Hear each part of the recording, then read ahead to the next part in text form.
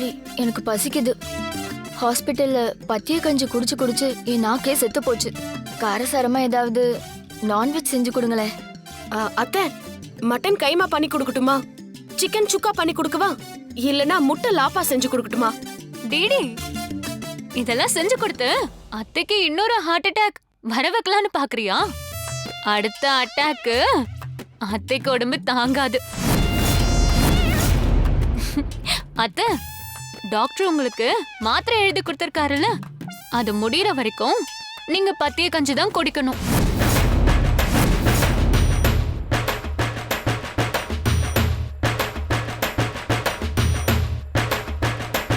மாத்திரை என்ன உண்மையான மாத்திரையா?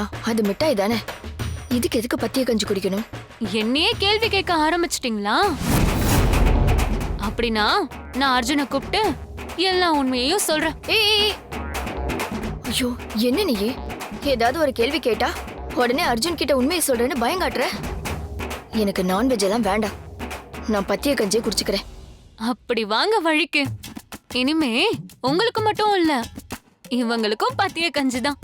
அதேதான் டெய்லியும் குடிக்கணும்.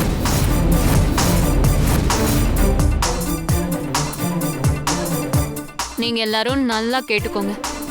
அத்தைக்கு முன்னாடியோ அத்தைக்கு தெரியாமலையோ நீங்க மறைச்சு வச்சு வேற எதுவுமே சாப்பிடக்கூடாது. அப்படி நீங்க செஞ்சீங்கன்னா நான் உடனே அர்ஜுனை கூப்பிட்டு உண்மையை சொல்லிடுவ, அதானே? ஆஹா, சபாஷ்பா, நீங்க அப்படியே பாயிண்ட கேட்ச் பண்ணிட்டீங்க. எதிர்காலத்துல நீங்க நல்லா வருவீங்க. இரு வச்சுக்கிறேன்.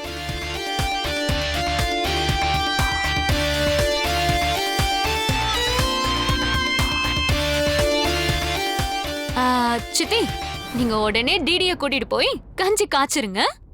போங்க.